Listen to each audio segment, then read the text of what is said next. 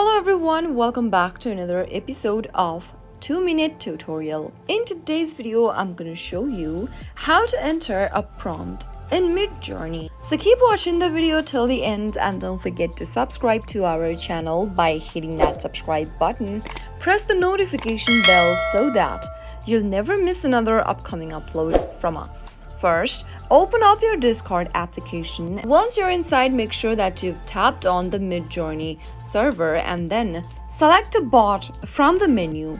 Now, into the text box at the bottom, go ahead and type in / and then enter prompts like imagine if you want to create images. Similarly, you can also type in ask in order to get an answer to a question. And after you type in the prompt, enter the rest of the text or type in your prompt in the chat box. After you type in your prompt, you can tap the send button at the bottom right in order to create a prompt or enter a prompt in MidJourney. But if you have not subscribed yet for MidJourney, then you won't be able to create a new prompt such as creating an image. So make sure to subscribe first, and soon after you are done, you'll be able to create a prompt or enter a prompt in MidJourney. That is how it can be easily done.